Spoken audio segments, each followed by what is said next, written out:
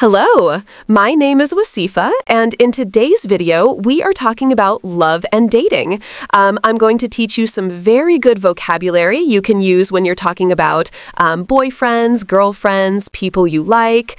You will see these words maybe on TV, in movies, especially if you like romantic comedies. These words come out up a lot. So specifically, what I am going to teach you is phrasal verbs that have to do with love as well as dating. Okay, so you might be wondering, what is a phrasal verb? Good question. So if you know what a verb is an action. Okay, so some examples of verbs are play, listen, look, eat. These are all different verbs. A phrasal verb is a little bit different. The reason a phrasal verb is different is because you have the verb and a preposition. Okay, so what's a preposition? A preposition is a word like on, off, over, under, above, below, at, in. These are all prepositions. Okay, so the thing about a phrasal verb is when you have a verb, imagine the verb get. If we add a preposition to it, it changes the meaning of the verb. So for example, we have get on, get off, get over, get under, okay? Get above. We have all these different phrasal verbs with get, and each one has different meanings, and the meaning is really in the preposition, okay? So we have tons of these in English, and we use them a lot in conversation. So today, we're going to look at some ones that have to do with dating. So let's give some examples, okay? I have here hit on. Hit on is a phrasal verb. We have hit, which is the verb, and on, which is the preposition, okay? So before we continue, I just wanted to point out one thing. There are different types of phrasal verbs. So we have phrasal verbs where the verb and the preposition are together. There's nothing in between them. So hit on is an example of this. You see hit and on, they're together. There's nothing in here. There's no person, there's no object. Hit and on, the preposition and the verb.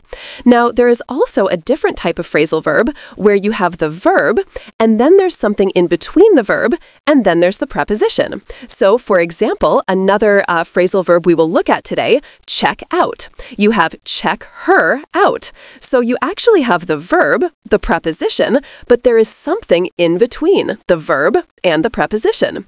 In this case, we have a person. In other cases, it might be an object, okay? There's also a third type of phrasal verb where pretty much with the third type, you have a choice. You can either put the phrasal verb together or it can be separate. Today, we're mainly, though, looking at either ones that are together, like hit on, or ones that are separated by a person or a thing, such as check her out. If you're a little bit confused, don't worry, because we will be looking at so many examples of what I'm talking about today, so you will really understand this concept.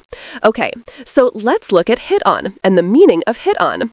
So I have here the sentence, Dave hit on me. Okay, so we have hit, which is the verb, on, which is the preposition. They're always together. And what this means is, it means Dave said something to me. He told me that I was maybe beautiful or pretty, and maybe he asked me for my phone number. When you hit on somebody, it means that you're showing somebody that you're interested in them, okay?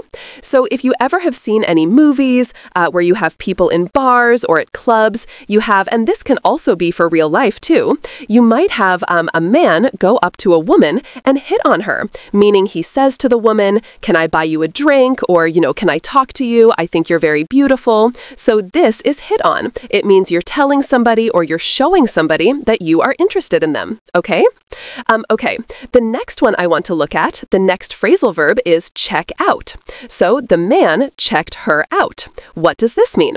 When somebody checks you out, it means they're looking at you in a certain way. Check out, when we're talking about dating, really has to do with the eyes, okay? So when you check someone out, it means you use your eyes to look at them up and down, and while you're looking at them, you're thinking, wow, this person's very handsome, or wow, this person's very beautiful. This girl is so sexy, okay?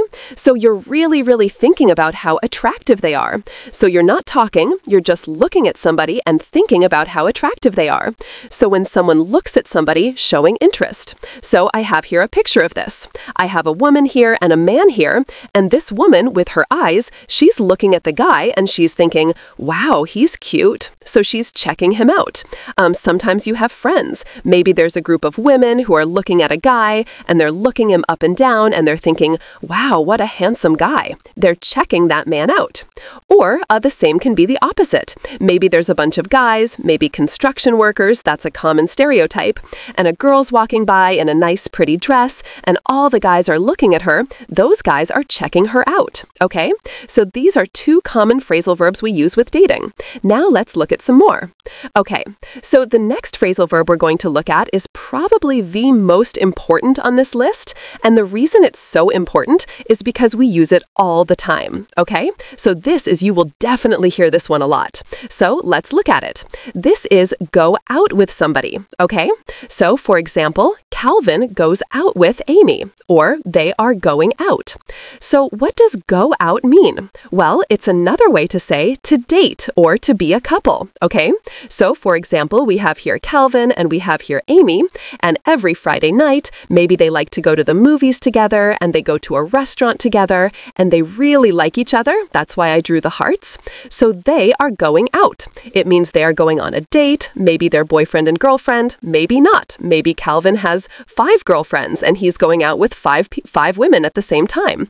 It's in different cultures, you get different things happening with dating. But going out means you're pretty much with somebody and you really like them, okay? So Calvin is going out with Amy. They're a couple. They're together, okay? So I want you to pay attention to this. Go out is also together. They're one of those phrasal verbs where go and out are together. There's nothing between them. We don't need the with. We can actually end just with they're going out. So if you're talking about two names, Kim goes out with Kanye, for example. In that case, you'd use the with. But if you're just talking about two people and you know like they're at the beginning of the sentence, you can also say Kim and Kanye are going out, okay? So very, very important. It comes up a lot in English culture. If you're ever interested, maybe you meet two people and you want to know if they're boyfriend and girlfriend, you can say, hey, are those two people going out? Okay, so that's how we can use it. Let's look at another example. Stand or stood, me up. So stand is the present tense of stood. Stood is the past tense. They have the same meaning. In this example, I'm using the past tense. So my example is my date, so the person I'm going out with, my date stood me up. What does this mean? Well, it means when you have plans to meet somebody. Imagine I'm supposed to go to the movies, and I'm supposed to go with my boyfriend. And imagine if at the very last minute he doesn't come. So I'm waiting there, I'm looking at my watch, where's my boyfriend? Why hasn't he come yet? And he doesn't call, he doesn't tell me where he is, so I wait and wait and wait, and he never comes. That's a very sad story. Luckily, that's never happened, but it means to stand someone up, okay? So one thing to notice with the grammar of this, stood and up, is there something between stood and up? You'll notice in this case the word me, but it's a person. So you can stand a person up. So Cindy stood John up, okay? So a lot of the times we have a person here. Could we do it without? My date stood up. No, this has a different meaning. In this case, without a person here, it means you stand up. So that's why the placement of these things are so important. Okay, and let's look at two more examples. We have turn on and turn off. Two more very good examples of dating vocabulary. So what are these examples? Tattoos turn me on. This means tattoos, in my opinion, are attractive. I like tattoos on a man. When I see tattoos, I don't know if you can see, okay? I feel my heart flutter. I like tattoos, okay? Now what's the opposite? Big muscles. So big muscles turn me off. This means, in my opinion, I don't think they are attractive. I don't like big muscles, okay? For some people, you could say intelligence, people who are smart, turn me on. People who like to read, turn me on. People with mustaches, turn me on, okay? This means I find them attractive. And then the opposite. Maybe you could say somebody who smells turns me off. Maybe somebody who is rude, somebody who is not polite, that's a turnoff. That turns me off. So it means I don't like that in a person I'm dating. So turn on is attractive. Turn off means it's something unattractive. Now notice the placement for these phrasal verbs, okay? Tattoos turn me on. Is there something in between turn and on? Yeah, we have the person here, okay? Hollywood actors turn me on, okay? It means I find them attractive. You could also put somebody else's name here, for example.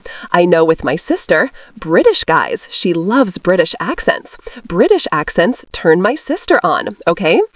Maybe beards, long beards, turn my sister off. So you can put a person between turn and on or turn and off. We also have the noun form of this. We can say, wow, beards are a turn on. In this case, it's a noun. Or we can say, long hair on a man is a turn on. We could say, smelly, people who smell are a turn off. Okay, so we have it in the noun form. Okay, and this is actually quite common too. So now let's look at some other phrasal verbs we can use. Okay, so our next phrasal verb is also very common, and that is to make out with somebody. In this case, I have it in the past tense, but we can also say they make out, or they will make out. In this case, I wrote they made out. So made is the verb and out is the preposition. So what does this mean? It means to kiss very passionately. Sometimes you might see people, usually not in public, but every once in a while you might see somebody making out with somebody else on a park bench, for example. So this is making out. It means to kiss very passionately. Our next sentence is hook up. Okay? Hook up, hook in this case is the verb, and up is the preposition. When you say hook up, it usually means sex. They had sex. They hooked up. So this is a very important one to know in case you accidentally make some kind of mistake. You can say, did you hear about, John and Karen? They hooked up. Okay? Meaning they had sex. Okay? The next one is cheat on. He cheats on his girlfriend. She cheats on her boyfriend. Now, this one is a really sad one. When you cheat on somebody, it means you lie to them and you go to somebody else. Maybe you go to them sexually or maybe emotionally. But it's where, imagine this is the husband, this is the wife. The wife now is with this guy and she's lying to her husband. So let's look at an example. So lie, you lie to somebody and you go out with someone who is not your boyfriend or girlfriend or husband or wife. So if you ever look at a celebrity gossip, there are always stories of people cheating on each other. Bill cheated on Hillary, for example. There's tons of examples you can find of people cheating on other people. Okay, and finally, break up. Okay, so oftentimes if somebody cheats on somebody, there is going to be a breakup. So when you break up with somebody, it means you end the relationship.